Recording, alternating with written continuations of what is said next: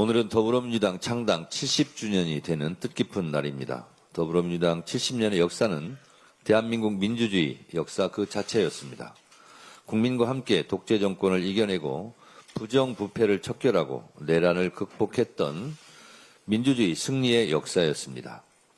행동하는 양심, 깨어있는 시민과 함께 어깨를 걸었던 동고동락의 역사였습니다. 희생과 헌신으로 더불어민주당 70년 역사를 만들어주신 국민과 당원 동지들께 깊이 감사드립니다. 더불어민주당은 창당 70주년을 맞이하여 당원이 주인되는 당원주권 정당으로 거듭나겠습니다. 국민과 함께, 당원과 함께 100년 정당 더불어민주당의 역사를 힘차게 써내려가겠습니다.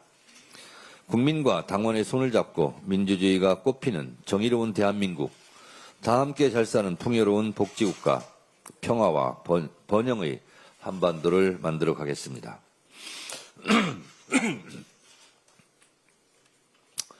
오늘은 또한 9.19 평양 공동선언 7주년이 되는 날입니다. 7년 전 오늘 평양에서 남과 북은 상대방에 대한 일체의 적대 행위를 전면 중지하기로 했습니다. 소위 9.19 군사 분야 남북 합의서의 일항입니다. 9.19 평양 공동선언의 부속 합의서입니다. 쌍방은 어떤 경우에도 무력을 사용하지 않기로 했고 상대방의 관할 구역을 침입 또는 공격하거나 점령하는 행위를 하지 않기로 했습니다. 그러나 국민 안전을 위한 이 절실한 합의서를 깬 것은 윤석열 정권입니다. 2023년 11월 윤석열은 9.19 군사 합의의 일부 효력을 정지시켜 군사 분계선 일대에서의 대북 감시 정찰을 재개했고 북한도 9.19 남북 군사 합의에 구속되지 않을 것이며 남한과의 어떤 합의도 인정할 수 없다고 밝혔습니다. 남북 모두 자제하고 서로 양보해야 할 것입니다. 윤석열은 겉으로 압도적인 힘에 의한 평화를 외치고 뒤로는 국민 안전을 볼모로 잡은 채 비상계엄의 명분을 꾸며내려 평양 무인기 침투를 계획했던 것으로 보입니다. 오랜 대화, 신뢰관계를 통해 이런 평화 합의를 오직 자신의 권력, 안위를 위해 깨버린 것입니다. 대화 협력 없이는 평화도 미래도 없습니다. 이재명 대통령은 대북 확성기를 철거했고 심리전 방송도 멈췄습니다. 북한의 핵과 미사일 동결, 축소, 비핵화로 가는 현실적인 3단계 북핵 로드맵도 제시했습니다. 다시 시작해야 합니다. 민주당은 한반도 평화를 위한 이재명 대통령의 노력을 적극 지원하겠습니다. 무엇보다 국민 안전을 위한 9.19 군사 합의의 복원이 시급합니다. 민주당은 남북관계의 새로운 해법을 찾기 위해 최선을 다하겠습니다. 남북 간 군사적 대결을 막고 국민 여러분이 체감할 수 있는 평화를 만들어 나가겠습니다. 판사들, 우리에게는 사법권의 독립이라는 권한이 있는 것이 아니라 사법의 독립을 지켜야 할 사명과 책무가 있다. 서울중앙지법 송승용 판사가 조희대 대법원장에게 지난 대선 국면에서 이재명 대선 후보에 대한 이례적인 전무후무한 파기환송에 대해서 유감 표명을 해야 한다. 그리고 내란을 재판하고 있는 지규현 판사에 대해서 윤리 감사한 것을 공개하는 것이 마땅하다고 일침을 가했습니다. 재판부의 판결이나 선고가 되고 나면 그것은 공공재로서 당연히 절차와 내용은 시민들의 평가 대상이 될 수밖에 없다는 것입니다. 조희대 대법원장은 왜 이런 명문의 말을 못합니까? 송승용 판사가 말하고 있듯 왜 그때 그렇게 이재명 후보의 선거법 파기환송을 번개꿀에 콩 거먹듯이 빨리 해야 했는지, 지금도 같은 생각인지 입장을 밝혀야 한다고 생각합니다. 이 외에도 몇몇 법관들이 소시 있는 목소리를 내고 있습니다.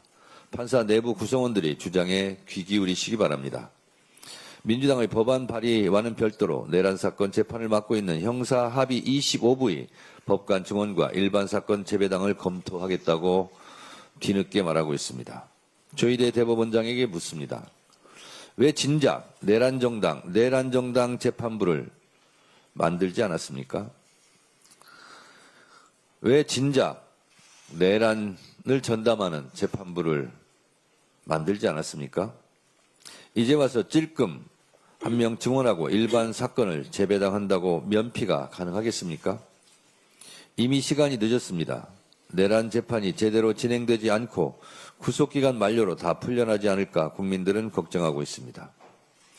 조희대 대법원장이 12.3 계엄 때 불법적인 비상계엄을 단호히 반대했고 서부지법 폭동 때 분노의 일성을 했다면 지기현 판사가 윤석열을 풀어줬을 때 분명한 입장 표명을 했다면 오늘날의 사법부 불씨는 없었을 것입니다. 이재명 당시 대선 후보에 대한 평상적 절차만 지켰어도 대선 후보를 바꿔치기를 했다는 의심도 없었을 것입니다.